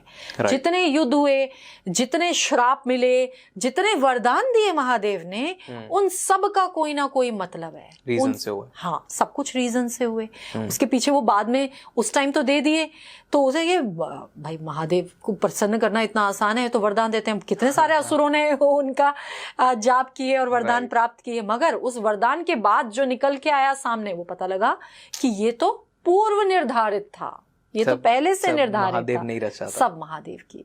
तो जब वही रचयिता है, वही सब कुछ है, कहा जाता है उन्हें विनाशक। देखो अब तीनों हैं आपके, जो ब्रह्मा जी हैं वो सृजन कर रहे हैं, जो विष्णु जी हैं वो रख रखाव कर रहे हैं, और शिव जी को जो माना जाता है वो विनाश के लिए माना जाता है, मगर समुद्र मंथन के समय जो उन्होंने जो वो हलाहल पिया और अपने कंठ में जो उन्होंने वो रखा, तो वो आपको पूरी सृष्टि को बचाने वाले भी कौन है? बचाने वाले भी तो स्वयं महादेव हैं। तो सब कुछ वहीं से है, सब कुछ वहीं तक है, वहीं से हम आए हैं, वहीं से हमारा जन्म हुआ है और वहीं पर हमें जाना है। तो क्यों नहीं उनको हम पूरी लाइफ ही अपनी सौंप दें, वो जो उनको ठीक लगेगा वो कर लेंगे। तो आगे का मत सोचो, पीछे का मत सोचो, एक शिव महिमा में अगर आप अपने आप को आपने छोड़ दिया तो सब कुछ आपकी लाइफ बहुत सरल हो जाएगी। अब आप बात कर रहे थे रेमेडीज की। जी, रेमेडीज की अगर हम बात करें तो शिवलिंग की बहुत सारी रेमेडीज हैं। कितने भी प्लैनेट्स हों, आज मैं आपके प्लेटफॉर्म पे बोल रही हूँ, चाहे वो आपका सूर्य वीक हो, चंद्रमा वीक हो, मंगल वीक हो, आपको सिर्फ और सिर्फ शिवलिंग पे ये सारे उपाय करने हैं। तो अब आप अगर बात करते हो मेरा सूर्य वीक है, मुझे सूर्य से रिलेटेड रेमेडीज मुझे चाहिए, आप चले जाओ ना हर रविवार, सिर्फ आपको जल अर्पण करना है शिवलिंग पे और हाथ जोड़ के प्रार्थना करनी है। आपको मुझे चंद्रमा सोमवार के दिन आप जाके एक कच्चे दूध की थैली, मैंने कहा कच्चे दूध की थैली आपको ऊपर नहीं चढ़ाना है। मैं नहीं चाहती कि वो दूध नाली में जाए, किसी जरूरतमंद के पास जाए, तो वो आपको वहां चढ़ा के आना है शिवलिंग के ऊपर। इसके बाद आ जाते हैं मंगलवार पे, आपका ट्यूसडे। मंगलवार के दिन आप कोई शक्कर चढ़ा सकते हो शिव जी पे, या कोई शहद आप चढ़ा सकते हो, तो आपका मंगल ग्रह आपका वो शांत हो जाता है जी। बुधवार के दिन आपको बुध की रेमेडीज करनी है, बुध ग्रह को स्ट्रॉन्ग करना है, मूंग चढ़ा के आओ ना शिवलिंग पे। गुरुवार के दिन अगर आप जा रहे हो तो गुरुवार को आपको क्या चढ़ाना है? गुरुवार को आपको चढ़ाना है पीला चंदन या फिर चने की दाल। आपका गुरु ग्रह मजबूत होगा, आपकी शादी से रिलेटेड प्रॉब्लम्स आ रही हैं वो खत्म हो जाएंगी। इसके अलावा शुक्रवार को आप चले जाओ, शुक्रवार के दिन एक छोटा सा आपको गुलाब का जो ये गुलाब जल होता है ये चढ़ा दीजिए आप शिवलिंग पे। शनिवार के दिन उड़द की दाल या काले तिल चढ़ा दीजिए। फिर देखिए कैसे आपके सारे ग्रह बैलेंस होते हैं। सिर्फ रोज शिव जी के मंदिर ही तो जाना है, शिवलिंग को घर नहीं लाना है। शिवलिंग जाइए और आप ये पूजा पाठ करके आइए। अब ध्यान क्या रखने वाली बातें हैं जो लोगों को आज भी नहीं पता। बताइए। जब भी आप दूध चढ़ाते हो तो आपको कभी भी तांबे के कलश में नहीं चढ़ाना है। एक और बहुत बड़ी गलती करते हैं लोग घर से जाते हैं खाली हाथ और वहां जो कलश रखे रहते हैं उन्हीं से जल भरा बाल्टी से और चढ़ा दिया, जो कि बिल्कुल गलत है। आपको अपने घर से जल लेके जाना है और शिवलिंग पे जल चढ़ा के थोड़ा सा जल बचा के लेके आना है। खाली लोटा कभी घर नहीं लेके आते। क्यों? हाँ वो बता रही। तो वो जो पॉजिटिविटी है, एक वो जो ऊर्जा आप शिवलिंग पे जल चढ़ा रहे हो, वो जो बचा हुआ जल है घर में लाके उसका छिड़काव करो ना। तो वो उसकी जो ऊर्जा, वो जो विद्यमान है, वो जो मंदिर की, वो जो शिवलिंग की ऊर्जा है, फिर देखो कैसे आपके वास्तु दोष बैलेंस होते हैं, कैसे आपके घर में नेगेटिविटी बैलेंस होती है। तो खाली लोटा कभी नहीं लेके आना। तो जब आप लोटा लेके ही नहीं जाओगे तो लेके कैसे आओगे? वहीं से लिया वहीं चढ़ा दिया, हमने तो कर ली शिव सेवा। ठीक है। इसके अलावा हम दूध चढ़ाते हैं। अब आप क्या क्या नहीं चढ़ाना पहले बता देती हूँ, फिर मैं आपको सावन के जो महीना होता है उसकी महिमा बताऊंगी जी। क्या क्या नहीं चढ़ाना है? तुलसी के पत्ते गलती से भी शिवलिंग पे कभी नहीं चढ़ाए जाते। ठीक है। केतकी के फूल नहीं चढ़ाए जाते। केतकी के फूलों ने जो ज्योतिर्मय वाली जो कहानी मैंने आपको सुनाई, उस टाइम पे केतकी के फूलों ने शिव जी को आके असत्य बोला था, तो वो उस टाइम उनको श्राप मिला था। तो केतकी के फूल कभी नहीं चढ़ाए जाते। नारियल पानी कभी नहीं चढ़ाया जाता। इस चीज का ध्यान रखना है। शंख से कभी भी शिवलिंग पे आप वो जो कहते हैं ना आप वो नहीं चढ़ाना है जल। शंख से कभी नहीं चढ़ाया जाता है। शिवलिंग पे ये गलती नॉर्मली लोग बहुत सारे लोग करते हैं, शिवलिंग पे हल्दी और सिंदूर नहीं चढ़ाया जाता। सिंदूर पे चढ़ाया जाता है, जो शिवलिंग पे चढ़ाया जाता है आपका चंदन, आपका भस्म। शिव जी कभी भी सौंदर्य की तरफ नहीं थे, तो आपको कभी भी हल्दी या सिंदूर चढ़ाना है तो आप माता पे चढ़ाओ ना, शिवलिंग पे नहीं चढ़ाना है। इन चीजों का ध्यान रखना है। और एक और इम्पॉर्टेंट चीज, लोग पूरी थाली सजा के लेके जाते हैं जिसमें अक्षत होते हैं, जिसको चावल बोलते हैं। टूटे हुए चावल गलती से भी शिवलिंग पे नहीं चढ़ाने चाहिए। चावल हमेशा आपके अक्षत बिल्कुल साबुत होने चाहिए। कोशिश करें शिवलिंग पे आप सफेद फूल चढ़ाएं, तो आपके सारे ग्रह अपने आप बैलेंस रहते हैं। जब एक सफेद फूल आप शिवलिंग पे चढ़ा देते हो ना, तो राहु ग्रह जिससे सारे लोग परेशान हैं आज की डेट में, वो आपका बैलेंस हो जाता है। सिर्फ आपको रोज जाके एक सफेद फूल चढ़ा के आना है। वाह। केतु की बात कर लेते हैं जी। अब केतु क्या है? भैरव जी। अब भैरव जी कौन? आज की डेट में ये आपके जो सड़कों पे जो ये आपके स्ट्रे डॉग्स घूमते हैं ना, भैरव जी। कोई जरूरी नहीं है कि काला ही कुत्ता होना चाहिए, कोई भी हो। भैरव जी की सेवा करो तो आपका बैलेंस हो जाता है। तो भैरव जी कौन? शिव जी के ही तो वो है। तो आप इसमें भैरव जी की आपने सेवा की। शनि, आपका शनि परेशान कर रहा है, राहु परेशान कर रहा है, बिना चप्पल के मंदिर जाओ। अब आप चमड़ा या रबड़ लेके मंदिर में मत जाइए, तो वो आपका वहां बैलेंस हो रहा है। शिव जी की पूजा करो। तो एक सिर्फ शिवलिंग की पूजा से आपके सारे ग्रह बैलेंस हो रहे हैं, सारी आपकी परेशानियां दूर हो रही हैं। बट शर्त यही है कि उनको घर में नहीं लाना है, मंदिर में जाके पूजा करनी है। कोई घर में नहीं दिखना चाहिए। ठीक है, तो ये चीज का आपको ध्यान रखना है जी। साथ में अब मैं इसके बाद आपको बताती हूँ सावन के महीने में क्यों रोज मंदिर जाना चाहिए, सावन के महीने में क्यों नियम फॉलो करने चाहिए, या सावन के महीने में आप सावन के सोमवार के व्रत क्यों करते हो। करते बहुत लोग हैं, पता किसी को भी नहीं। बताइए। अब सावन जब आता है वो आता है दक्षिणायन में। दो होते हैं, उत्तरायण होता है, दक्षिणायन होता है। 6 महीने उत्तरायण चलता है, 6 महीने दक्षिणायन चलता है। अब दक्षिणायन में जब सावन आता है, और दक्षिणायन जो शिव जी को अति प्रिय है। अब सावन का महीना है, सावन के महीने में वो कहते हैं कि सबसे प्रिय जो महीना है भोलेनाथ का, वो है सावन का महीना। ऐसे में ये भी मान्यता है कि सावन के महीने में शिव जी और पार्वती जी स्वयं खुद आते हैं पृथ्वी पे विचरण करने। तो आप जो भी मान्यता करते हो, जो भी आप मानते हो, वो पूरा होता है। तो करना क्या है? अब इसमें भी शर्त यही है कि आपको नियम फॉलो करने हैं। पूरे सावन आपको शिव जी की पूजा करनी है, मंदिर जाके ही पूजा करनी है। अब पूजा कैसे करनी है?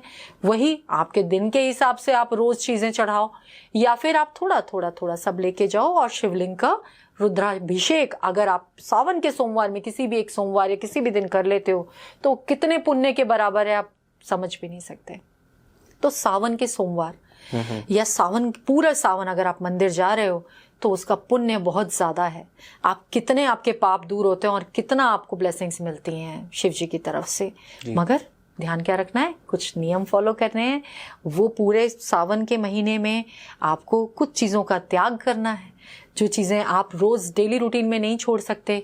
कुछ प्रिय चीजों का दान करोगे तो आपको कुछ मिलेगा। तो वो थोड़ा सा तो आपको क्या चीजें नहीं करनी? देखिए, नॉर्मली क्या होता है कि आप कुछ भी ऐसा कोई तामसिक भोजन आपने नहीं करना है। ओके, नॉनवेज छोड़ दें। नॉनवेज है आपका, प्याज है, लहसुन है, कुछ दिनों के लिए थोड़ा सात्विक भोजन की तरफ आप जाओ। आप जब सात्विक रहते हो ना, तो आपके विचार भी सात्विक होते हैं। मेरे हिसाब से तो नहीं, अल्कोहल भी नहीं। आपके विचार भी सात्विक रहते हैं। ये सिर्फ इसलिए नहीं, बहुत सारे लोग कहते हैं, मैं आज भी सुनती हूँ, लोग कहते हैं उस टाइम तो खाने के लिए कुछ होता ही नहीं था, तो यही सब खाया जाता था, तामसिक ही खाया जाता था, और शिव जी को तो खुद भांग का भोग लगाया जाता है। मगर ठीक है, मैंने सब चीजें मान ली आपकी, मगर आपको अगर आप किसी की सेवा में हो, आप पूजा कर रहे हो, तो आपको खुद को सात्विक रहना बहुत जरूरी है, जिसके लिए आपको ये सात्विक अपनाना पड़ेगा।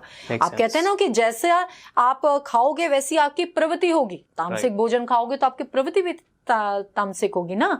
आप सात्विक भोजन खाओगे तो आपकी प्रवृत्ति भी सात्विक होगी। तो वो सात्विक प्रवृत्ति आपको फॉलो करनी है सिर्फ 1 महीने शिव जी के लिए। तो उस टाइम आपने ये चीज अपने आप को पूरा का पूरा उसमें सौंप देना है। वाह, परफेक्ट। जी, और कुछ और बताइए। मेरे पास तो बताने के लिए बहुत कुछ है, कितना पूछो। हाँ, मैं ब्लैंक ही हो गया कि इतनी सारी चीजें प्रोसेस ही कर रहा हूँ मैं सारा। ओके मैम, यहाँ तक like it was the podcast was like कि मैं अंदर से इमोशनल भी हुआ, बहुत हाई एनर्जीज भी आई जब शिव जी की बात हुई, जब शिव लिंग की बातें हुई तो बहुत सारी क्लैरिटी भी मिली। It was absolutely perfect. बस हमने वास्तु की बातें करी, जिसके लिए ऑडियंस आपको सुनती है, जिसके लिए ऑडियंस जानना चाहती है आपसे वास्तु की बहुत सारी टिप्स। तो कोई एक प्रो टिप, कोई एक प्रो एडवाइस जो आप वास्तु से रिलेटेड सबको देना चाहो? अब जब हम वास्तु की बात करते हैं, जो कि मैं वास्तु, एस्ट्रो वास्तु और एस्ट्रोलॉजी सभी कुछ करती हूँ, तो अब जब हम इसकी बात करते हैं तो नॉर्मली मेरी कोशिश ये रहती है कि मैं हर घर में एक कैलाश पर्वत जरूर स्थापित करूं। Okay. एक कैलाश पर्वत की जो एनर्जी है, जो कि एक आपको स्टेबिलिटी भी देती है, आपको हाइट भी देती है, आपको मतलब ग्रोथ भी मिल रही है कैलाश पर्वत से। तो डिपेंड करता है आप कौन सी डायरेक्शन में लगा रहे हो। कौन सी में लगा? हाँ, अब कैलाश पर्वत है। अब फिर मैं आ जाऊंगी, ये साल मेरा 8 नंबर का शनि का साल है, ठीक है। शनि का साल है। बहुत लोग इस टाइम जो जिस तरह के फोन मेरे पास आ रहे हैं, जिस तरह के क्लाइंट्स मेरे पास आ रहे हैं, नॉर्मली लोग इस टाइम पर राहु केतु के ट्रांजिट से बहुत परेशान हुए हैं। जो राहु केतु के भी ट्रांजिट हुई है 30 अक्टूबर को, उससे बहुत परेशान है।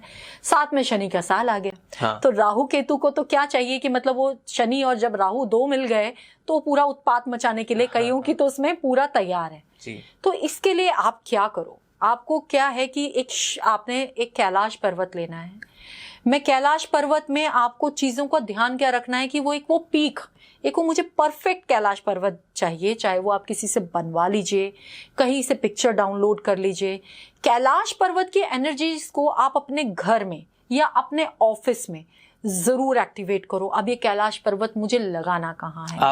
आप हमको फोटो भेज देना, हम स्क्रीन पे लगा दें, तो ऑडियंस को कंफ्यूजन नहीं होगी कि कौन सा पीक और कैसा करना है। बिल्कुल, है ना? मैं बिल्कुल भेज दूंगी। तो वो जो कैलाश पर्वत हमने इंस्टॉल करना है अपने घर में या ऑफिस में, वो करना है मुझे अपने वेस्ट की डायरेक्शन में, जो कि डायरेक्शन है शनि की, जो कि डायरेक्शन है गेन्स की, जो कि डायरेक्शन से हमें गेन्स हमारे मल्टीप्लाई हो। वेस्ट अगर हमारे पास नहीं है तो हम इसको साउथ वेस्ट में भी इंस्टॉल कर सकते हैं, क्योंकि again south west is the direction of stability. ठीक है, आपके रिलेशंस की भी डायरेक्शन है। तो आपके काम में आपको स्टेबिलिटी मिले, ग्रोथ मिले, उसके लिए आपको अपने वेस्ट की डायरेक्शन में एक कैलाश पर्वत जरूर लगाइए। कोशिश करें एक शिव जी का साकार रूप, निराकार नहीं, साकार रूप अपने मंदिर में जरूर स्थापित करें। साकार रूप में क्या, पूरा शिव परिवार। शिव जी अकेले रहना नहीं पसंद करते, वो रहे कैलाश पर्वत पे हैं, मगर वो पहले जब तक वो विवाह में नहीं गए थे, वो जब तक फैमिली मैन नहीं थे, बिल्कुल तब तक वो अकेले थे। मगर जब वो परिवार में उन्होंने अपना वो एक परिवार बनाया तो वो उसके लिए पूरी तरह समर्पित थे। तो पूरा एक संपूर्ण शिव परिवार जब आप अपने घर के मंदिर में रखते हो तो आप लोगों के आपस के बॉन्ड स्ट्रांग होते हैं। तो वो चीज बहुत इंपॉर्टेंट है। तो एक शिव जी को अपने स्थान दो। सुबह उठो, एटलीस्ट आप कम से कम एक सुबह उठते ही अपने बिस्तर पे बैठ के ही एक हर हर महादेव या ओम नमः शिवाय के जाप से उठो जी। वो एनर्जीज फ्लो करो। आप जिस भी घर में रह रहे हो, ऑफिस में रह रहे हो, एक थोड़ा सा वो एनर्जीज, एक मंत्र लगा दो ताकि वो एनर्जीज फ्लो करें। इसके साथ ही एक मैं आपको एक और रेमेडी दे रही हूँ। नॉर्मली जो लोग गाड़ी में कई बार ट्रैवल करते हैं और कई बार उनको बहुत डर लगता है या कोई ऐसी चीज कुछ होती है लोगों की कि भाई मेरे साथ ऐसा हो जाएगा, वैसा हो जाएगा। कुछ नहीं, गाड़ी में बैठो, एक शिव तांडव लगा दो। एक शिव तांडव की जो एनर्जी आपकी गाड़ी में फ्लो होगी, जिसमें बहुत पावर है, वो लगाओ। फिर देखो आपका वो ना तो वो डर रहेगा, ना किसी तरह की प्रॉब्लम्स आपको कभी आएंगी। तो ये मतलब एक शिवजी से ही इतनी सारी रेमेडीज हैं, हमें और कुछ करने की जरूरत नहीं है। आप अपने मंदिर में एक मंगल कलश स्थापित कर सकते हो शिवजी के नाम का। उसमें आपने गंगा जल भरा, एक कलश में गंगा जल प्रॉपर, और उसके अंदर एक चांदी का आपने सिक्का डाल दिया और उसको आपने लाल मुंह से उसका कपड़ा मौली से उसको पैक करके एक कॉपर की ही प्लेट में साबुत अक्षत, वो भी केसर के रंगे हुए आपने रखे और उसके ऊपर एक कलश स्थापित करके आपने मंदिर में रख दिया। जब भी आपका गंगा जल कम हुआ उसमें आपने भर दिया। इससे एक और चीज अभी आई, मेरा रीसेंट एक्सपीरियंस, वो भी बता देती हूँ जी। लास्ट 15 to 20 डेज में I am not feeling well, तो मैं गई देहरादून विजिट के लिए। उस दिन मेरी तबीयत बहुत ज़्यादा ख़राब थी। आई वॉज लाइक शिवरिंग कि मतलब मैं ट्रैवल नहीं कर पाऊंगी। तो मैंने जैसे भी आपको बताया, मैं जब भी जाती हूँ हरिद्वार या देहरादून विजिट के लिए, मैं नीलकंठ या हरिद्वार ज़रूर जाती हूँ। तो मैं देहरादून से हरिद्वार, मैंने कहा हरिद्वार होके ही जाएंगे, मुझे गंगा दर्शन ज़रूर करने हैं, मैं ज़रूर जाऊँगी। मैं वहाँ गई, लिटरली मतलब मैं जब वहाँ घाट में उतरी, आई वॉज लाइक कैसे होगा, मुझे उस टाइम पे फीवर था अच्छा खासा। मैं उतरी और मतलब गंगा जल में पैर रखने के लिए मेरी हालत ऐसी हो रही थी कि मैं पैर रखूं तो कैसे रखूं, इतना ठंडा पानी। मैंने बहुत हिम्मत करके उस जल में पैर रखा, एक बार ठंडा लगा और मैं जैसे ही पानी से बाहर आए, आप यकीन नहीं करोगे, no fever, no shivering, super energy. Wow. और ये सिर्फ मैं ही नहीं, मेरे साथ मेरा असिस्टेंट भी था, मेरे साथ मेरा ड्राइवर भी था, सब ने ये चीज फील की। मैंने कहा इट्स अ मिरेकल, जो मैंने अपनी लाइफ में पूरा देखा, ये तो मेरा रीसेंट है। तो वो मुझे कभी परेशान नहीं होने देते और कभी लाइफ में परेशान नहीं होने देंगे। इतनी सारी परेशानियों से उठ के आई हूँ, आज यहाँ बैठी हूँ, तो आगे भी वही लेके जाएंगे, उन्होंने ही हाथ पकड़ रखा है। बस वो नहीं छोड़ने चाहिए, बाकी संसार छूट जाए। हर हर महादेव। हर हर महादेव। परफेक्ट। मैं बहुत फैसिनेट हो गया शिव जी के बारे में और जानने के लिए, कि आई फील कि अभी मेरे को बहुत कुछ एक्सप्लोर करना है शिव जी के टॉपिक पे, और बहुत और उनको डेप्थ में समझना है, ज्योतिर्लिंग के बारे में और समझना है। I want to visit Jyotirlinga and everything. So बस जय महाकाल, हर हर महादेव। जय महाकाल, जय शिव जी, शिव हर हर Mahadev. I am very fascinated and I am so glad and thankful कि आप इतना ओपन अप हुए, बिकॉज आपको शायद नहीं पता लगेगा, बट जितने भी लोग देखेंगे, हजारों में, लाखों में, ये पॉडकास्ट उन सबकी लाइफ में कहीं ना कहीं एक इम्पैक्ट डालेगा। मे बी वो इम्पैक्ट आप तक कभी पहुंचे भी ना, और पहुंच भी जाए, बट एक जो आपने इतने ओपन होके बताया सारी चीज़ें, आई गेस यहाँ से बहुत सारे लोगों की ज़िंदगी बदलेगी, एंड आई होप कि लोगों की पॉजिटिव डायरेक्शन में जाए। तो मैं अगर वहां से उठ के यहाँ तक आ सकती हूँ, इतने स्ट्रगल के बाद भी इतना कुछ कर सकती हूँ, और आज भी करने के लिए तैयार हूँ, तो लोग कर सकते हैं। तो कंप्लेंट्स करना बंद करो, कुछ करो लाइफ में, कोई ना कोई रास्ता आपको ढूंढना है। वो आपकी सिर्फ मदद कर सकते हैं, वो आपको रास्ता दिखा सकते हैं, चलना आपको खुद है। तो वो एक मदद आपको जरूर मिलेगी अगर आप कुछ सोचोगे। एक माइंड में क्लैरिटी बहुत जरूरी है।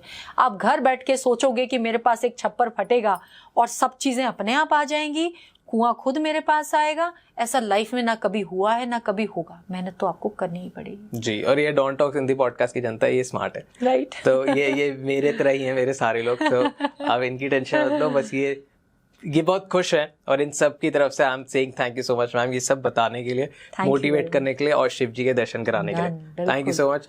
लास्ट सवाल हमेशा मेरा सबसे यही रहता है, आपसे बहुत बार पूछ चुका हूँ, फिर से पूछूंगा, how was I as a host, कैसा आपका डोंट टॉक एक्सपीरियंस? बहुत अच्छा, हमेशा तुम बहुत अच्छे थे, बहुत अच्छे हो और बहुत अच्छे रहोगे। वो मैं भी, आप जो ऑरा की बात कर रहे हो ना, मैं भी एक नेगेटिव ऑरा वालों के साथ नहीं बैठ पाती। मेरे लिए ये बहुत वो है कि जहां मेरा ऑरा मैच होता है मैं वहीं बैठती हूँ, इसीलिए शायद बार बार आती हूँ। और आपके इस प्लेटफॉर्म पे जो मैंने आज डिस्कस किया, आज तक मैंने शायद किसी से डिस्कस नहीं किया। तो ये इतना ओपन अप होके अगर मैं किसी के साथ बात कर रही हूँ, तो आप समझ सकते हो कि आप मेरे लिए कितने स्पेशल हो। अरे थैंक यू सो मच। कुछ क्रिटिसाइज करना चाहोगे थोड़ा सा भी? बिल्कुल कि कुछ इम्प्रूवमेंट, स्कोप ऑफ इम्प्रूवमेंट कहाँ है? स्कोप ऑफ इम्प्रूवमेंट कुछ नहीं है, आप ग्रो करो, ग्रो करते रहो। हमारी ब्लेसिंग्स और महादेव की ब्लेसिंग्स हमेशा आपके साथ। Thank you so much ma'am, thank you so much एक और बढ़िया एपिसोड बनाने के लिए। Thank you so much don't talk Hindi podcast पे आने के लिए। और मैं बोलना चाहूंगा ऑडियंस को, कार्मिक कृत्य हिंदी पॉडकास्ट हमारा एक और चैनल है जहाँ पे मैम का फर्स्ट एपिसोड था, तो आप वो भी जाके जरूर देखें। उस पर बहुत सारी बातें हुई है, शिव जी की बातें वहाँ भी हुई हैं, सो आप वो एपिसोड भी देखना। And thank you so much. बाकी हर हर महादेव, हर हर महादेव, हर हर महादेव, हर हर महादेव।